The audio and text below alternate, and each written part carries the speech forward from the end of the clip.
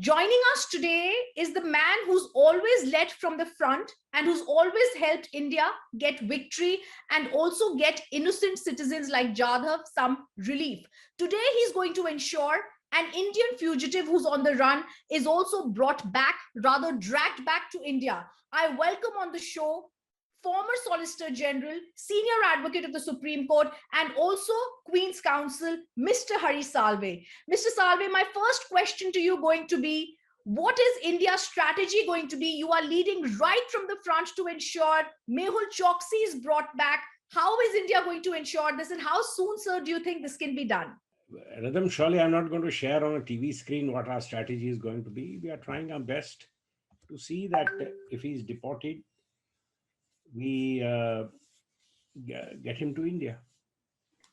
How So we when go about it is something which is not something I'm going to discuss. I understand, sir. I understand these are very important matters. I wanted to ask you, is this international diplomacy at work, Mr. Salve? There always is international diplomacy at work behind all such endeavors. There is a theory, Mr. Salve, that Mehul Choksi is going around and giving in police complaints and otherwise that he was abducted, kidnapped from Antigua, brought to Dominica, and there is a political face-off in the island nations. How do we look at these theories that are cropping up from his lawyers? His the Dominican police has strongly challenged all his assertions. It's hardly surprised he has to say something. He's also got a whole team of lawyers advising him, and that is what will be heard tomorrow. So that's primarily for the. He's been arrested by their police. So primarily that's for their police to deal with.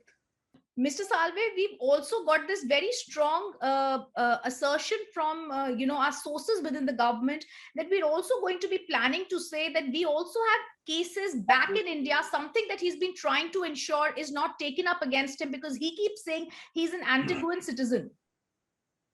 Well, no, there are two separate things. But surprisingly, he has said in his one of his affidavits that he is not aware of any proceedings in India. So we will set the record right as far as that is concerned. I also wanted to ask you, sir, you're advising them, and your advice is now going to be helping them in the Antiguan and also the Dominican courts. What is the general consensus there? Because we hear from the political people who are coming right on front, whether it's the Prime Minister of Antigua, Gaston Brown, who says he should be immediately extradited back, whether we are seeing the kind of preparations, Mr. Salve, the Indian government made to send a jet there to have our CBI team ready with all the documents. What is the preparation India is making to ensure this happens? I will only say we are on our toes. How soon do you think this can happen, sir? Well, I don't have that kind of experience of Dominican courts, but I think hopefully we should be talking weeks rather than months. That is keeping our fingers crossed, Mr. Salve. My last question before I take you for my sister channel in Republic Bharat, sir. This is a Mehul Choksi who ran away. This is also someone whose own nephew, Nirav Modi, faced the court, Westminster Magistrates Court in London. They are both Commonwealth nations. And do you think you are a pioneer and someone who knows the laws in India as well as in Britain? Do you think the laws of that country will be helping out? Because these are also Commonwealth countries, whether it's Dominica, whether it's the island nation of Antigua. Rhythm, you do notice normally you get bail when you're arrested in an extradition. The English courts have considered Nirav a flight risk and have not given him bail.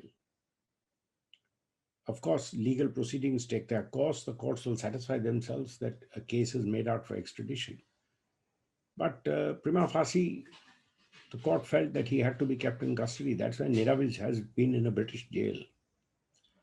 And so the courts are very supportive. See, today, the world is a different place.